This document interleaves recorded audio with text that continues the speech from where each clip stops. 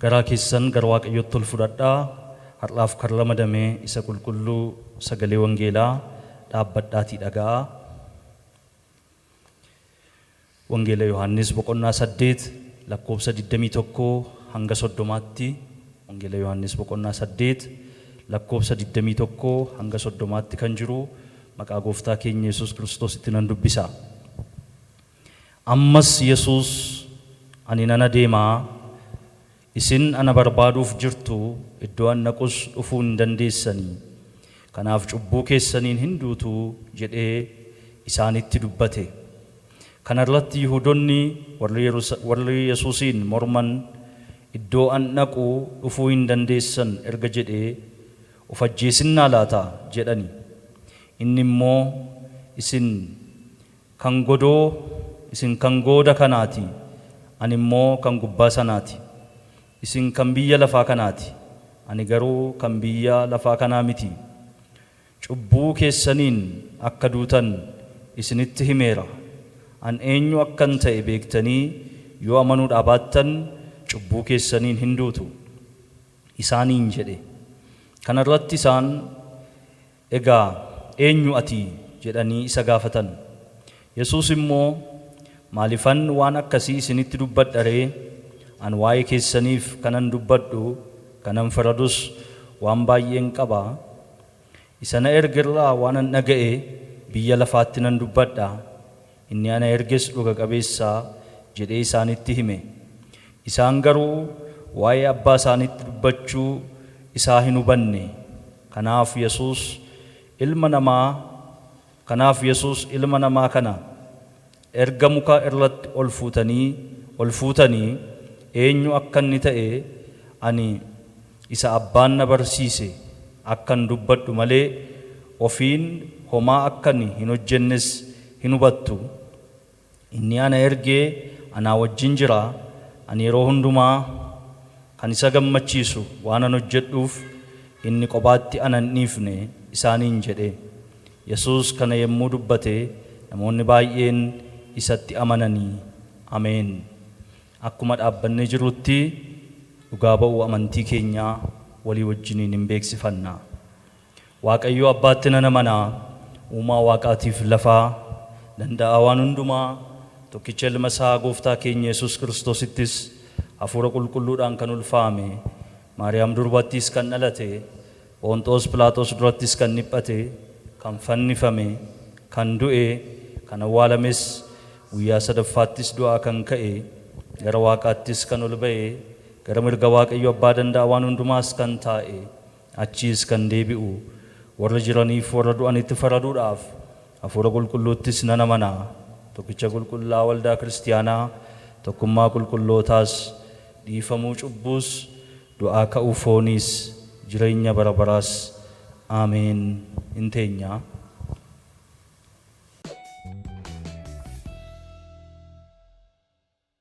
Yeroon kuni yeroo itti kennaa waan Waaqayyo nuuf kenne mana Waaqayyootiif kennuudhaan Waaqayyoon itti waaqessinuudha.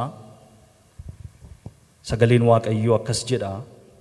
Sagalee Waaqayyoo kana ergan dubbisee booddee Waaqayyoon kadhannee kennaa keenyaa Waaqayyoof dhiyeessina. Akkas jedha dubbiin Waaqayyoo macaafa seera keessa deebii boqonnaa 15 lakkoofsa 10 irra kan jiru. Sagalee kana dubbiseetan Waaqayyoon kadhanna. Ati yommuu isaaf kennitu gammachuudhaan isaaf kenni malee garaan kee hin micicin. Waaqayyo gooftaan kee immoo hojii kee hundumaatti waan ati harkaan qabdu hundumaattis si eebbisa. Ameen. Waaqayyoon hin kadhanna yeroo kana.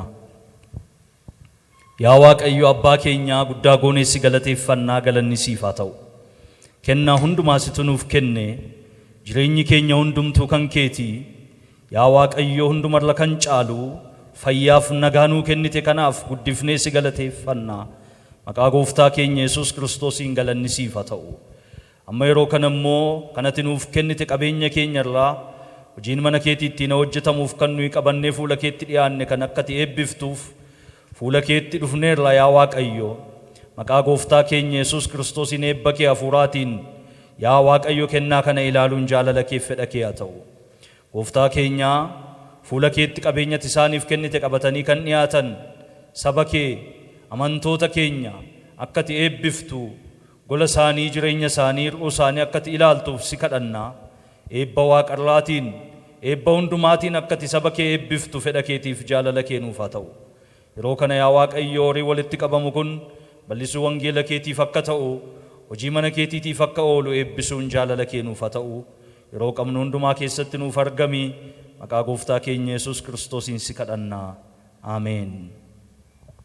Kennaa keenya akkuma beekamu walitti qabnee aarsaa keenya kurnaffaas akkasuma kennaa jaalalaa hojii mana Waaqayyoo kan ittiin hojjetamuudhaaf Waaqayyo keessan kaa'ee walitti qabdanii amantoonni keenya gara waldaatti akka geessitan akka galii gootan namoonni qaamaan dhufuu dandeessan waldaatti galii gochuu dandeessu namoonni immoo qaamaan dhufuu hin dandeenye karaa lakkoofsa herrega baankiidhaa iskiriinii irratti argamuun gargaaramtanii gara waldaatti galii akka gootan isiniin jenna adaraa keessan hojii Waaqayyo akka hin gufanne sababii kanaatiif yeroo hundumaa akka yaadattan amanamummaadhaanii waan Waaqayyo isin biraa qabu qabeenya Waaqayyo isiniif kenne kennuun kan isiniif malu akka kennitan isin yaadachiifna akkasuma amantoonni waldaa keenya sin taane iddootti waaqeffattanitti iddootti miseensa taatanii jirtanitti qabeenya Waaqayyo isin biraa qabu galii akka gootanii akka kennitan isin yaadachiifna kanaan qabatee qabeenyi Waaqayyoos mana keessanitti akka nafne hojiin Waaqayyoos immoo akka hin gufanneef isin yaadachiifna Waaqayyo hunduma keessan haa eebbisu. Yeroon kun yerootti ijoollotaaf Waaqayyoon itti kadhannuudha. Ijoollonni lafa jiranii ka'anii dhaabbatu. Ijoollonni lafa jiranii ka'anii dhaabbatu. Maatiinis yeroo kana isaan gargaartu. Yeroo kana isaaniif Waaqayyoon hin kadhannaa. Ijoollonni mataa keessan gadi qabadhaatii fuula Waaqayyoo dura ka'aa dhaabadhaa. Waaqayyoon hin kadhannaa. Waaqayyoon kadhannaa. Yaa Waaqayyoo waa'ee ijoollota kanaatiif guddaa goonee si galateeffannaa galanni siif haa ta'u. Yeroo kana mucooliin kun si barbaaddachuudhaaf dura kee dhaabataniiru. Ati Waaqayyoo isaaniin sirraa akka hin dhowwine dubbatteetta gooftaa keenya. Kanaaf yeroo kana yeroo isaanitti si barbaaddatan kanatti Waaqarraa akkati isaaniif birmattu akkati isaaniif mul'attu si kadhannaa. Ijoollota kanaaf argamuun jaalala keetiif fedha kee nuuf haa ta'u. Yaa Waaqayyo ijoollota kana maatiidhaaf kennaa gootee kan kennite maatii qofaaf miti biyyaaf waldaa kiristaanaatiif kan kennite ati Waaqayyoodha. Amma bara jireenya isaanii ganamaa kanatti si Waaqayyoon barbaaddachuudhaaf dhiyaataniiru. Nus immoo harka keessa amanamaatti dabarsinee isaan kennina. Gooftaa keenyaa yeroo kana ijoollota kana nurkaa fuutee isaan gargaaruun jaalala keef fedha kee haa ta'u. Yaa Waaqayyoo guddinni isaanii akka qajeelu hafuura keetiin akka isaan gargaartu dubbii keetti karaa hafuuraa akka guddatan beekumsaan akka guddatan jireenya isaanii karaa hundumaatiin guddina qajeelaa guddachuu akka danda'aniif ayyaana kee hafuura qulqulluu isaan irratti dhangalaasuun jaalala kee haa ta'u. Ijoollota kana yaa Waaqayyoo biyyi lafaa akka hin arganne inni hamaan sun seexanni akka isaan hin arganneef yeroo hundumaa bobaa kee jalatti isaaniin nuuf eeguun jaalala keetiif fedha kee nuuf haa ta'u. Akkasumas immoo maatii yaa Waaqayyo karaa kee irratti akka isaan guddisaniif dubbii keetiin akka isaan guddisaniif abbootaaf haadhotaa maatii gargaaruun jaalala keetiif fedha kee nuuf haa ta'u. Maqaan kee bara baraan galateeffamu yeroo qabnu hundumaa harka keetti kennineerraa nu harkaa fuudhi. Maqaa gooftaa keenya Yesuus Kiristoosiin si kadhanna. Ameen.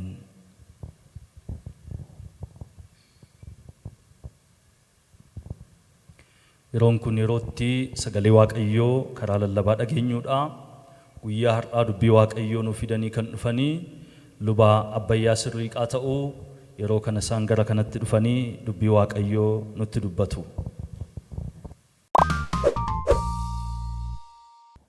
Nagaan Waaqayyoo hunduma keessaniif haa ta'u. Guyyaa har'aatiif kan nuuf kenname isa qulqulluu sagalee Waaqayyoo akka lakkooftuu waldaa kiristaanaa keenyaatti kutaalee sadan nuuf kennaman keessaa Wangeela Yohaannis boqonnaa 8 lakkoofsa 21 hanga 30tti kan jiru walii wajjin dhageenyaa. Sagalee kana tun hin dubbisin mataa keenya gadi qabannee Waaqayyoon kadhanna. araara qabeessaa fayyaana keetti arjaa kan taate yaa Waaqayyo abbaa keenyaa abbaa gooftaa keenyaa Yesuus Kiristoos karaa hundumaa nu gargaartee foonitti lubbuutti nagaa nu gootee jaalala kee taanaan bara rakkisaa bara minaa kana keessa kunoo ganama kana immoo fuula keetti dhiyaannee isa qulqulluu dubbii kee akka dhageenyuuf carraa guddaa kana waan nu laatteef si galateeffanna. Amma immoo si kadhanna qulqulluu sagalee keetiin gara keenya akka dhuftu gara saba keetti dhugaa dubbii kee akka dubbattu garaa qalbii didirratu garaa si duukaa bu'u hamaa baqatee isa dhugaa dubbii keetti garaa qabamu akka nu laattuuf si kadhanna. Ana garbicha keessa nagara gaarii amantoota keenya lafa isaan jiran hundumaatti mana isaan keessa jiran hundumaatti isa qulqulluu sagalee keetiin garaan isaanii sitti amanee dhugaa dubbii keetti qabamanii akka isaan jiraataniif isaan gargaarii. Karaa mul'atuuf hin mul'anne seexanii diinni foonni biyyi lafaa kan inni qopheessu ergaa isaa hundumaa maqaa kee maqaa gooftaa keenya Yesuus Kiristoosiin nurraa rukuti. Jalqaba hamma dhumaatti nu wajjin ta'i xumura isaatti galtaaf nu qopheessi. Maqaa gooftaa keenya Yesuus Kiristoosiin ameen. Kutaadhuma nama jedhee maqaa gooftaa keenya Yesuus Kiristoosiin nan dubbisaa. Ammas Yesuusii ani nan adeemaa isin ana barbaaduuf jirtu iddoo an naqus dhufuu hin dandeessan. Kanaaf cubbuu keessaniin hin duutu jedhee isaanitti dubbate. Kan irratti Yihuudoonni warri Yesuusiin morman iddoo an naqu dhufuu hin dandeessan erga jedhee of ajjeesin na laataa jedhan. Inni immoo isin kan goda kanaati, ani immoo kan gubbaa sanaati. Isin kan biyya lafaa kanaati, an garuu kan biyya lafaa kanaa miti. Cubbuu keessaniin akka duutan isinitti himeera. Ani eenyu akkan ta'e beektanii yoo amanuu baattan cubbuu keessaniin hin duutu isaaniin jedhe. Kan irratti isaan egaa eenyu ati jedhanii isa gaafatan. Yesuus immoo maaliifan akkas isinitti dubbadha ree? Ani waa'ee keessaniif kanan dubbadhu kanan faradu waan baay'ee qaba. Isa na ergerraa waanan dhaga'ee biyya lafaatti nan dubbadha. Inni ana erges dhuga qabeessa jedhee isaanitti hime. Isaan garuu waa'ee abbaa isaanitti dubbachuu isaan hubanne. Kanaaf Yesuus ilma namaa kana erga mukarratti ol fuutanii eenyu akkan ta'e an isa abbaan na barsiise akkan dubbadhe malee ofiin homaa akkanii hin hojjetin hin hubattu. Inni ana ergee anaa wajjin jira. Ani yeroo hundumaa kan isa gammachiisu waan ani hojjedhuuf inni qobaatti ana hin dhiifne isaaniin jedhe. Yesuus kana yommuu dubbate namoonni baay'een isatti amananii ameen. Eenyummaa Yesuus beekanii itti amanuu. Yesuus eenyudha? Inni warra itti amananiif waan hundumaati. Akka Yohaannis kutaa kana keessatti barreessutti kutaa kana yeroo laallu gara jalqaba kutaa kanaatti dhufnee eenyutti dubbata? Eenyutu immoo sagalee kana dubbata? Ofiisaaf immoo yeroo kana eessa jira Yesuus kan jedhu walii wajjin ilaalla. Kan dubbii kana dubbatu Yesuus ofiisaa akka ta'e iddoon itti dubbatu immoo mana qulqullummaa keessatti akka ta'e gara mata duree dubbii keenyaa kanatti gaafa dhufnu immoo warra isatti hin amaninitti dubbii akeekkachiisaa akka inni dubbate waan dubbatuuf jarreen inni itti dubbatu kun warra isatti hin amanne akka ta'e argina. Lakkoobsa 20 sagalee Waaqayyoo akkas jedha. Yesuus kutaa mana qulqullummaa keessaa iddoo qodaan buusii kaa'amutti dhiyoo utuu barsiisu dubbii kana hundumaa dubbate jedha. Mana qulqullummaa keessa taa'ee sagalee kana akka inni dubbate sagaleen Waaqayyoo nutti dubbata. Iddoon isaa mana qulqullummaa keessa erga ta'ee jarri immoo warra hin amanne erga ta'anii maal hojii dhufan jarri kun achi maalittu achi jiru sagalee jedhutu kutaa kana irraa ilaalla. jarri kuni mana qulqullummaa hin naqu, hin amanu. Amantii isaaniitu isa Yesuus Kiristoos barbaade akka hin ta'in argina. Harrayyuu baay'een mana qulqullummaa keessa jiru. Mana qulqullummaa keessa amantootaa wajjin jiru. Garuu dubbii isaa dhaga'anii akka inni barbaadetti itti hin amanani. Ijoo dubbii keenyaa kan ta'u guyyaarraa lakkoobsa 24 irra kan jirurraa akkas jedha. Ani eenyu akkan ta'e beektanii yoo amanuudhaa baattan cubbuu keessaniin hin duutu. Jaruma kanaan sagaleen ni dubbatu. Ani eenyu akkan ta'e beektanii, ani eenyu akkan ta'e beektanii inni jedhu kun ergaa cimaadha. Baay'een keenya Yesuus eenyu akka ta'e beeknee itti amanaa jirra laa. Eenyu inni nu itti amannu kun eenyummaa isaa beeknee itti amanuu baannaan akkuma sagalee kana irratti jedhu nutti faradama. Sagalee Waaqayyoo kan inni jedhu. Jarri mana qulqullummaa hin naqu, garuu Yesuusiin akka waaqummaa isaatti itti amananii hin fudhatan. Kutaa kana keessaa sagaleen kun sagalee nutti ergaa cimaa dubbatudha. Egaa baay'een irra mana qulqullummaa hin naqa. Namoota wajjin hin naqa. Nama amanuu fakkaatee dhaqa. Garuu ergaan isaa ergaa biraadha. Yesuus kana garaa keessatti beeka. Itti amanuu fi eenyummaa isaa beekanii itti amanuun garaagara. Amanuu fi eenyummaa isaa beekanii amanuun garaagara. Sababiin isaa isaan kuni mana qulqullummaa keessa jiru. Garuu warra isaanitti faradame, warra itti hin amanne akka ta'e gooftaan keenya Yesuus Kiristoos kutaa kana irratti dubbata. Garuma kutaa keenyaatti gaafa deemnu lakkoobsa 21 irraa akkas jedha. Ammas Yesuusii ani nan adeema, isin ana barbaaduuf jirtu, iddoon naqus dhufuu hin dandeessan jedha. Warra yeroo isaanii guutuu kennanii isa duukaa deemaa turan bartoota isaatiin akka jedhe gaaf tokko sagalee faallaa kanaa dubbate. Wangeela Yohaannis boqonnaa 14 lakkoobsa 4-5 yoo dubbifattan sagalee akka jirutu dubbatamee jira. Ani nan adeema, lafan naqu karichas beektu, iddoon naqus dhufuu dandeessu. Ani dhaqeen iddoo isinii qopheessaa jedhe warra kan isaatiin. Jarra kana garuu garaa isaanii waan arguuf akkas ittiin jedhe. Ani nan adeema, lafan naqu garuu dhufuu hin dandeessan ittiin jedheetti dubbate. Sababii immoo sababiin akkas ta'eef gaafa kaa'u lakkoobsa 22 irratti akkas jedha. Isin kan goda kanaati, ani garuu kan gubbaa sanaati. Isin kan biyya lafaati, ani garuu kan biyya lafaa miti jedhee dubbata. Sababiin isaa gargar akka ta'e jarri kuni ergaa kana wajjin gargar akka ta'an cimsee dubbata. Wangeela Yohaannis kana boqonnaa 3 lakkoobsa 31 irraa immoo sagalee Waaqayyoo akka jedha. Waa'ee jara kana Yohaannis itti fufee inni olii dhufu hundumaa irra jira. Namni lafa kanaa kanuma lafa kanaati.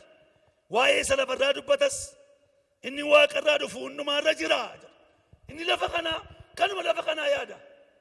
Kanuma lafa kanaa yaada. Inni waaqarraa dhufu garuu waan waaqarraa dubbataa jira. Gaaf tokko Niqoodimootis gaafa dubbate hafuuratti kan dhalate hafuura, foonitti kan dhalate immoo fooni. Waa'ee foonii yaada, waa'ee hafuuraa yaadu jedhee dubbata. Kanaaf namni Yesuus Kiristoosiin akka barbaachisummaa isaatti amanuu fi olii dhalachuutu irra jira. Niqoodimoos dhaqee gaafa gaafate halkaniini jireenya bara baraatti galuuf maal gochuutu narra jira gaafa inni jedhe olii dhalachuutu sirra jira ittiin jedhee deebii kana tuni deebisuuf argina. Egaa wanti warra kan Kiristoos ta'aniif kan Kiristoos hin ta'in adda baasu maalidha? Warri kan Kiristoos warra kaan irraa wanti adda isaan godhu ni tokkoffaani waamicha isaa fudhatanii itti jiraachuu beeku. Hin dhaga'u waamicha isaa hin fudhatu immoo. Inni lammaffaan yeroo isa argan isa simatan. Hin simatan jedha Macaafi Qulqulluun. Warri isa simatan kana ijoollee Waaqayyoo akka ta'aniif aboo isaanii kenne jedha. Inni kan biraan sadaffaa irratti maqaa isaatti amanu. Maqaa isaatti amanu. Maqaan isaa kuni humna cimaa qaba.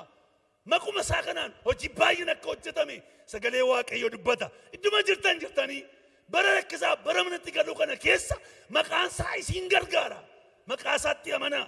Sagalee Waaqayyoo Yohaannis boqonnaa 15 lakkoobsa 19 irratti akkasumas Yohaannis boqonnaa 1 lakkoobsa 11 keessatti waa'ee kanaa cimsee dubbata. Egaa warra waaqarraaf warra lafarraa warra isatti amananiif warra isatti hin amanne ijoollee seexanaaf ijoollee waaqayyoo kutaa kana irratti bakkee ba'anii mul'atu. Gargar ba'anii mee mallattoo waan isaanii ilaalla. Mallattoo ijoollee waaqayyoof ijoollee seexanaa. Ijoollee waaqayyoo ijoollee seexanaarraa adda kan isaan godhu. Ijoolleen seexanaa waan qajeelaan hojjetan, waan qajeelaa irratti nagartan tasumayyuu irra hin jiru waan qajeelaan. Ijoolleen seexanaa obboloota isaanii hin jaallatan. Obboloota isaanii hin jaallatan. Macaafi qulqulluun obboleessa isaa kan jibbu nama ajjeeseedha. Kanaaf ijoolleen seexanaa malli isaanii akkas. Isa duraa Yohaannis boqonnaa 3 lakkoofsa 10 irraa sagalee waaqayyo waa'ee kanaa gaafa dubbatu akka jedha. Isa duraa Yohaannis boqonnaa 3 lakkoofsa 10 irraa namni waan qajeelaa hin hojjenne obboleessa isaas hin jaallanne hundinuu kan waaqayyoo miti. Ijoolleen waaqayyoo fi ijoolleen seexanaa kanaan beekamu. Garaagarummaan isaanii kana. Tokko waan qajeelaan hojjetanii obboloota isaanii immoo hin jaallatan. Har'a baay'een keenya mana qulqullummaa keessa jirra. Baay'een keenya mana keenya teenyee sagadaa waaqeffataa jirra. Iddoo jirru jiraanne lafa jirru jiraanne sagalee waaqayyoo kun kan nuun jedhu nurraa hin calaqqisaa laata. Maal fakkaanna fuula waaqayyootti. Egaa eenyummaa isaa yookiin immoo eenyummaa Yesuus inni isaan beekanii fi inni Yesuus akka isaan beekan barbaade isa kamiidha. Waa'ee eenyummaa Yesuus kana cimsee akka hubannu kanan barbaadu kutaa keenya irratti keessumaa kutaa nama dubbadhu kun eenyummaa Yesuus beekanii macaafa qulqulluu keessatti gaafa arginu baay'eetu amana. Baay'eetu amana. Amanuu danda'u. Amanuun sun garuu attami. Seexaniyyuu namana. Seexaniyyuu namana garuu amantiin isaa attami. Eenyummaa isaa beeknaa laata. Eenyummaan isaa beeknee itti amanuun gatii guddaa nuu kaffalchiisa yookiis nuu kenna. Kanaaf kan inni ofii isaatii dubbate wangeela Yohaannis keessatti duwwaa Yesuus eenyuudha. Eenyummaamti Yesuus kun immoo maal fa'i kan jedhu qabxii muraasa walii wajjin ilaalla. Wangeela Yohaannis keessatti Yesuus Kiristoos ofuma isaatii ani jedhee kan inni dubbate. Ani akkas jedhee kan inni dubbate waan torba laalla. Tokkoffaa ani buddeen jireenyaati. An buddeen jireenyaati. Boqonnaa 6 lakkoofsa 35 irratti sagalee kana argina.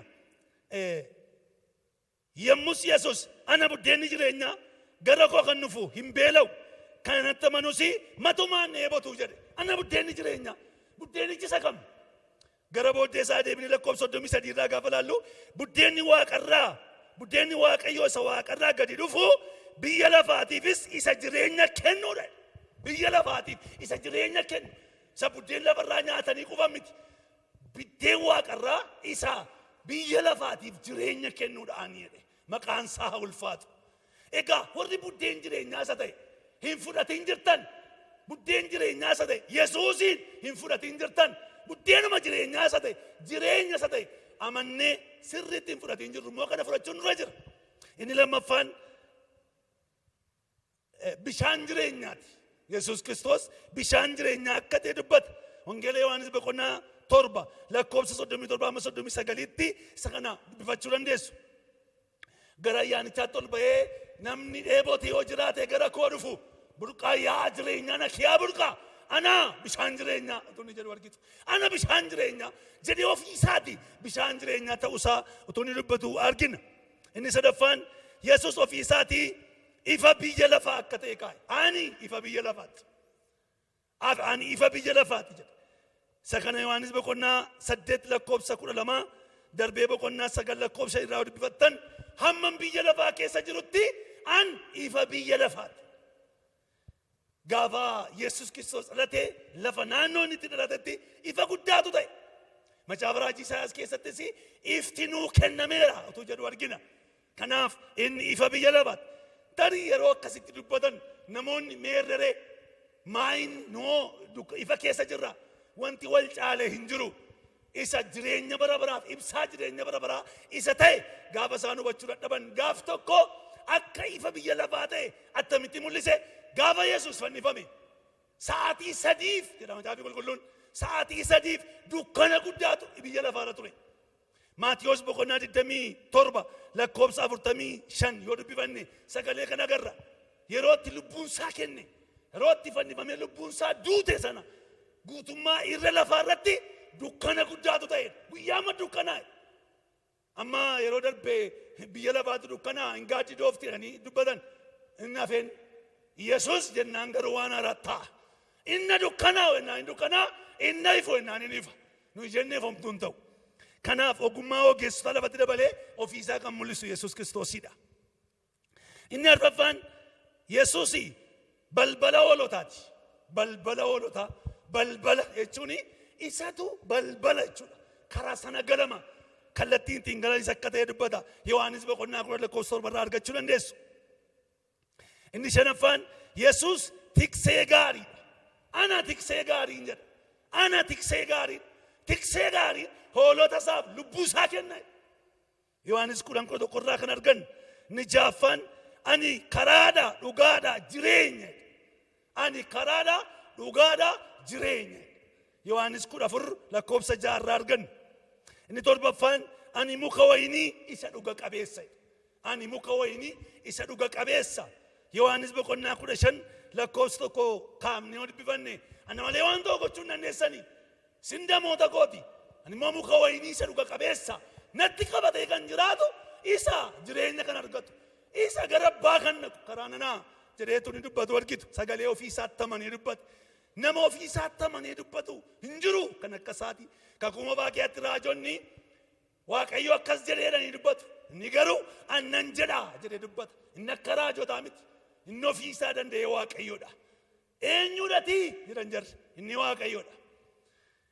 Kun kan inni dubbate Yesuus Kiristoos afaan isaatiin kan inni dubbatameedha. Egaa kana malee maqoota Yesuus Kiristoos macaafa qulqulluu keessatti ittiin waamamaa ture jira. Maqoota qaba. Isa kanas walii wajjin ilaalla. Inni tokkoffaan Yesuus. Yesuusuma ofii isaati. Yesuus fayyisaa jechuudha hiikaansaa. Fayyisaa biyya lafaa. Inni fayyisaa biyya lafaati. Fayyisaa kooti jenneetti nama na taanaan nutu jireenya qaba. Fayyisaa kooti jenneetti nama nu taanaan garuu jireenya hin qabu. Maatiyos boqonnaa 1 lakkoofsa 21 irraa kan argan. Inni lammaffaan Kiristoosiidhaan.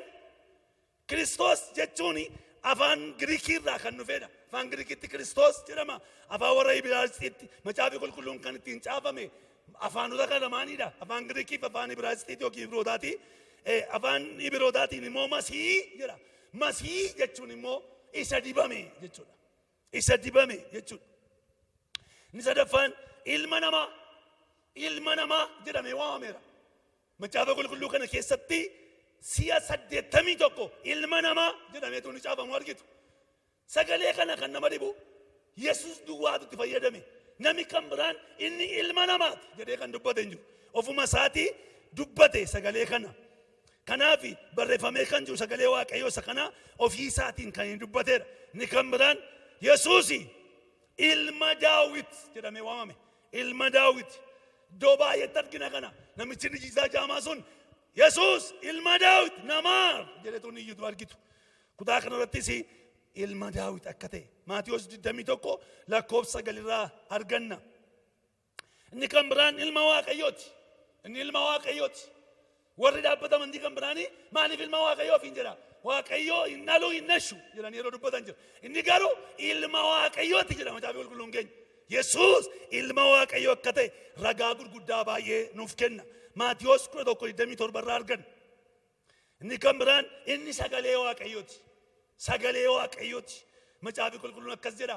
Yohaannis wangeela isaa gaafa barreessu kakuma wajjin wal qabsiisee ergaa wangeelaa walitti qabate achi darbee ergaawwan isaas gaafa dubbatu sagalee jedhe dubbata waa Yesuus.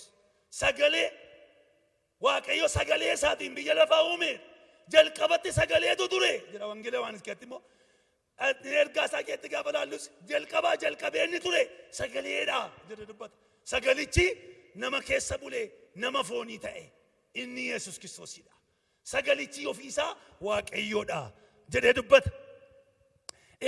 Isaan kun egaa maqaa inni ittiin of waame maqaa namni ittiin isa waamu yommuu ta'u gama tajaajilaan maqaa gurguddaa 3 qaba.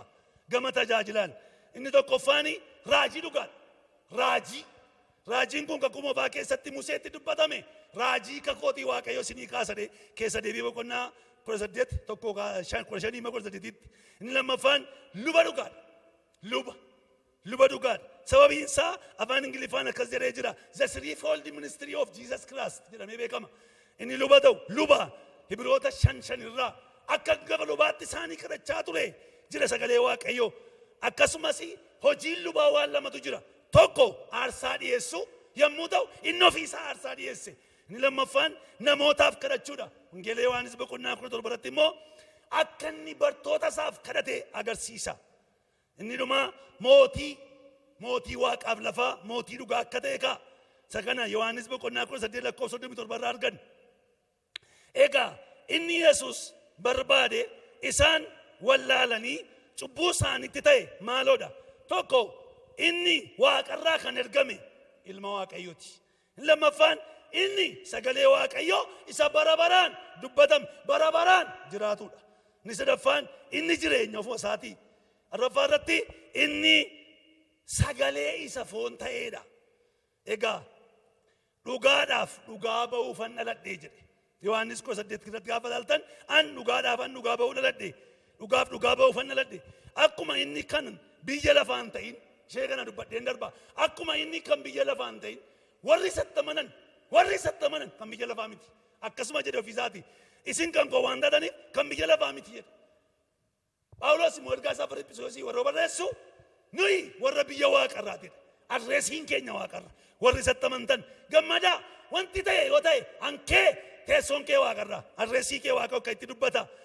Egaa warri Yesuus Kiristoosiin eenyummaa isaa beekanii itti amanan, eenyummaa isaa beekanii fudhatan, biyya lafaa kanarraa yoo godaanan yoo du'an fooniin biyya lafaa kanarraa yoo godaanan iyyuu gammachuu akka isaan qaban macaafa qulqulluun keenya dhugaa nuuf ba'a. Gara dhuma biyya lafaatti isaan kun biyya lafaarraa yoo boqotan sagalee Waaqayyoo akkasidha. Dadhabbii isaanii taara galfatudha malee hin du'u jedhamti. Kan biraan immoo gaariin gatiin hojii isaanii isaan duukaa bu'aa jedha. Inni kan biraan isaaniin gammadu jedha. Mul'ata Yohaannis boqonnaa 14 lakkoofsa 3 irraa. Egaa warra kaanitti immoo maaliif faradama? Yoo irra deddeebi'ee sababii Yesuus Kiristoos waa'ee ofii isaatti himee garuu isaan hamma dhumaatti amanuu waan dadhabaniif. Inni kan biraan cubbuu isaaniitti qalbii diddirrachuu waan didaniif. Namni cubbuu isaatti qalbii diddirranne jireenya hin argatu. Qalbii diddirrachuu carraa kennee fi yeroo kennee fi yoo didan isaan kun jireenya akka hin arganne dubbata. Inni sadaffaan cubbuu hojjechuu akkuma waan salphaatti godhanii hin sodaatan. Dhalooti bara kanaa cubbuun sodaatan. Warri cubbuun sodaanne jireenya hin qaban. Har'a dhalooti akkasii bara kana keessa kaa'aniiru. Takkaa Yesuus Kiristoosiin amananii faayisaa lubbuu kooti jedhee fudhadhee innis cubbuu koo erga naa dhiise deebi'ee yoon cubbuu hojjedhe yoon ejje yoon hate Waaqayyo keessa deebiin beeku takkaa na galmeessee jedhanii namoonni akka itti har'a barsiisu waa barsiisaa jiru. Kanaaf jireenyi bara baraa amananii isa amananitti jiraachuun amananii akka itti amanan beekanii fudhatanii itti jiraachuun gatii guddaa nama qaba. Egaa cubbuudhaan wajjin warri jiraatan faayisaa isa ta'e Yesuus Kiristoosiin maqoon isaaf humni isaa akka amma dubbanne kana warri hin fudhanne Yesuusiin eenyummaa isaa beekanii kan itti namanne jireenya hin qaban. Nam farada isiitti faradameera. Beettu akkas jedhe eenyummaa koo beekanii warri amanan isa jedhu goodaa isaatti immoo akkas jedhe eenyummaan isaa maaliidha? An waa'ee keessa waan an faradu baay'ee hin qaban. Waa'ee keessa waan an dubbadhu baay'ee hin qaban. Yesuus faraduu danda'a, dubbachuu danda'a. Walumaa galatti kutaan keenya guyyaarraa wanti xiqqaa kana nu agarsiisa. Inni tokkoffaan warri Kiristoosiin fudhatanii isatti amanan akka barbaachisummaa isaatti akka sagalee Malkiyaatti dubbiban akka barbaachisummaa isaatti warri amanan jireenya qabu.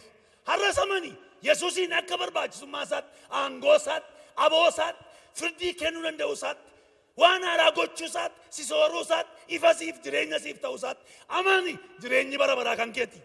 Inni lammaffaan warri isa fudhachuu didan rakkina kiyyaatti akka kufan akka itti faradamu dubbata. Inni dhuma Yesuusi sagalee kana gaafa dubbate akka kanatti mana qulqullummaa keessatti yeroo inni dubbate namoonni dubbii isaatti amananiidha. Dubbii Yesuus dubbii amansiisaadha. Jecha inni jedhe kana dhageenye amannee ittiin jireenya bara baraa akka argannuuf Waaqayyo ayyaana isaatiin hunduma keenya nu haa gargaaru. gabaabsinee galateeffannaa. Araarri keef gaarummaan kee guddaadha. Dubbii jireenyaa waan nutti dubbatteef ulfaadhu. Dubbii kee kanatti qabamnee akka jiraannuuf immoo nu gargaari. Amantoota keenya fagoof dhiyoo ta'anii mana isaan taa'anii dubbii kee dhaggeeffataa jiran kana isaan gargaari. Jireenya bara baraatiif kan kaa'amana ta'an maqaa gooftaa keenya Yesuus Kiristoosiin ameen.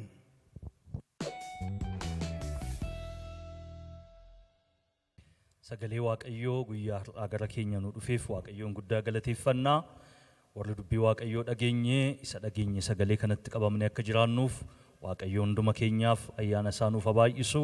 Dubbii Waaqayyoo kan nutti dubbatan guyyaa har'aa luba Abbayyaa Sirriiqaa Waaqayyo isaan eebbisu ayyaana isaa isaaniif haa baay'isu jenna.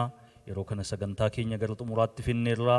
Yeroon kun yerootti Waaqayyoon kadhannudha waan hundumaatii fi guyyaa har'aa kadhata kana kan nuuf geggeessan hojjettuu wangeelaa Warqeedha ta'u. Kanaaf yeroo kana isheen gara kana dhuftee iseedhaa wajjiniin Waaqayyoon in kadhanna.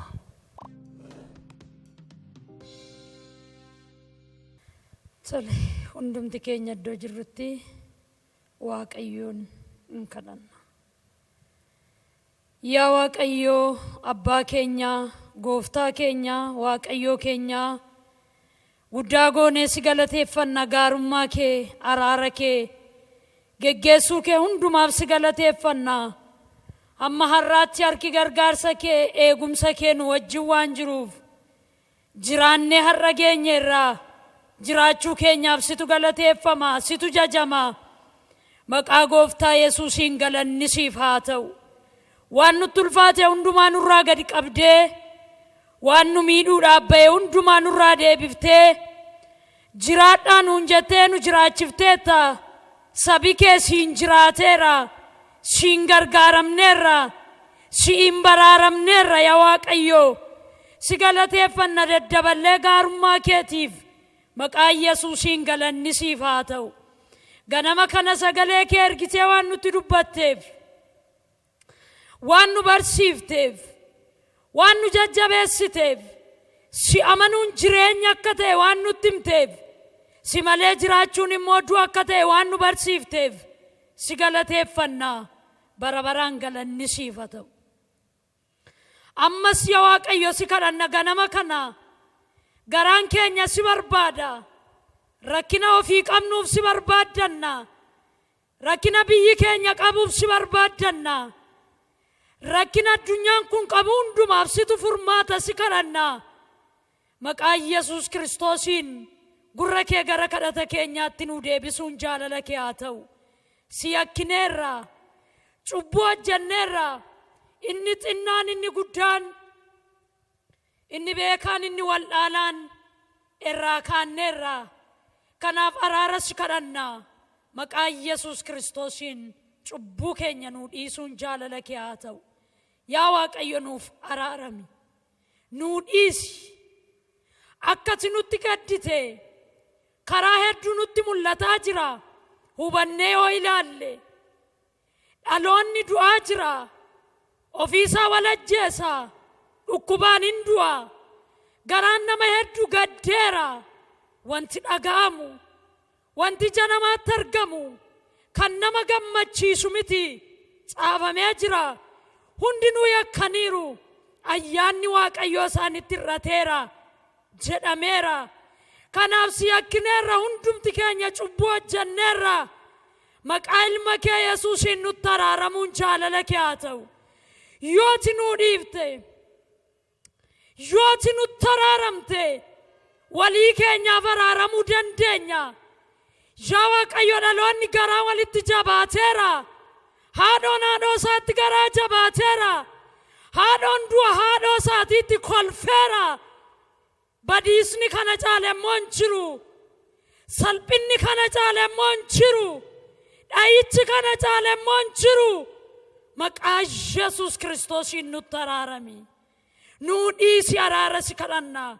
Waldaa kiristaanaatti nuuf araarami. Mana mootummaatti nuuf araarami. Biyya lafaa kanarra namoota jiran hundumaatti nuuf araarami. Si kadhanna. Fuula araara keetii nuu deebisi. Araara keetu dhuman qabu. Akka jedheera garbichi kee araarri isaa dhuma waan hin qabneef badiisa jalaa baraaramne dhe har'as wanti nu itti amanannu tokkicha araara keeti. Yooti nu araaramte akka fayyinu beenna. Yooti nu araaramte garaan gaddee jiru akka gammadu beenna. Yooti nutti araaramte salphinni kun lafa jirutti akka nurraa dhaabbatu beenna. Maqaa ilma kee Yesuusiin nutti araaramuun jaalala kee haa ta'u. Ammas mana isaanii keessaa rakkina garagaraatiif kan bu'anii dhukkuba dhokataa, dhukkuba mul'ataa, miidhama garagaraa kan qabanii gara keetti wawwaachaa kan jiranii maqaa ilma kee Yesuusiin harka kee diriirsitee fi warra dhukkubsatanii jiran fayyisuun jaalala kee haa ta'u. Mana qorichaa keessaa dhibamanii yaa Waaqayyo ciisanii kan jiranii dhibeen isaanii furmaatas kan dhabe ati Waaqayyo isa nama gargaaruudha, isa nama fayyisuudha, isa hidhaa namarraa hiikuudha. Maqaa Yesuus Kiristoosiin harka fayyisuu kee diriirsuufiin jaalala kee haa ta'u. Kiyyoo seexanaa keessatti kan qabamanii seexanni kan isaan gidirsu, hafuurramaan kan isaan gidirsu maqaa Yesuus Kiristoosiin isaanirraa kan cabe haa ta'u. Ergama hamaan isaanitti ramadamee sammuu isaanii kan joonjessu, jireenya isaanii kan niphisu, nagaa isaanii kan goolu humni seexanaa maqaa Yesuus Kiristoosiin irraa kan ifatame haa ta'u. Hammarraatti saba dukkana keessa jiru sitti kan hin amanne, fayyisaa isaanii godhatanii siin kan hin fudhanne, hammarraatti du'ii jireenya isaanii irra kan jiru, hammarraatti abaarsa jala kan jiranii si kadhanna ganama kana sagalee dubbatameen isaan fayyisuun jaalala kee haa ta'u. Gara dhugaa beekuutti isaan fiduun jaalala kee haa ta'u. Waan hundumaatti kallattii hundumaan nu gargaari. Hammarraatti waan nu geggeessiteef nu wajjin waan jirtuuf maqaa Yesuusiin galanni siif haa ta'u. Torban kana torban nagaa, torban araaraa, torban eebbaa, torban dhiifamaaf fayyinaa nu gochuun jaalala kee haa ta'u. Waan hundumaaf galanni siif haa ta'u maqaa Gooftaa Yesuusiin. Ameen.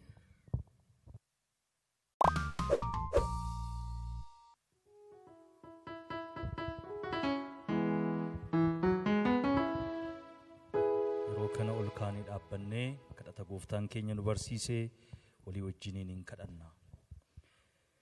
Yaa abbaa keenyaa waaqarra kan jiraattu maqaan kee qulqullaa'u, mootummaan kee dhufu, jaalalli kee waaqarratti akka ta'e akkasuma lafarrattis haa ta'u.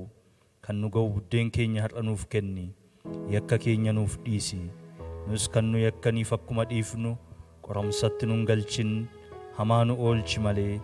Mootummaan kan keetiyoo, humnis galannis bara baraan. Ameen.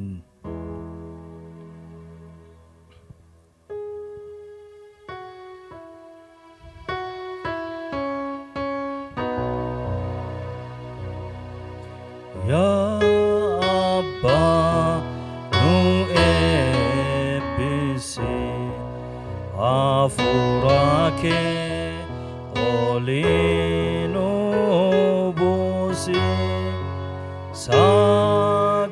sagadara eebbisi, waldaa keetiif nagaa kee buusi. Nu eebbisi, nu eeggisi, yaa Gooftaa nu eebbisi. Yaa Hafuura Qulqulluu nu eebbisi, nu qulqulleessi. Garaa keessan gara Waaqayyootti ol fudhadhaa, eebba isaas fudhadhaa. Waaqayyo isina eebbisuu, isina eegusi. Waaqayyo fuula isaa isiniif ibsuu, isinitti araaramusi. Waaqayyo fuula isaa gara keessanitti deebisuu, nagaa isaas isiniif kennu. Maqaa Abbaatiif, kan Ilmaatti, kan Hafuura Qulqulluuttis Waaqayyo tokkoon. Ameen. Hin teenya. Sagantaa waaqeffannaa keenya guyyaa har'aa asirratti xumurree jirra. guyyaa har'aa kallattii garaagaraatiin tajaajila kan nuuf kennan obboloota keenya Waaqayyo isaan eebbisu isaaniin jenna. Faarfannaadhaan karaa dubbii Waaqayyoo lallabaan kadhannaadhaan akkasumas sagantaa kana waraabuudhaaf kan iddoo kana jiran hojjetoota televiizyinii mo'aadhaa Waaqayyoo isin eebbisu isaaniin jenna. Ulfaadhaa eebbifamaa amantoonni keenya guyyaan kun guyyaa eebbifamaa isiniif haa ta'u. Torbanni fuula keessan dura jirus torban eebbifamaa isiniif haa ta'u. Waaqayyoo isinii wajjiniin haa ta'u. Torbee dhufuu hanga walitti deebinutti nagaa Waaqayyootiin turaa.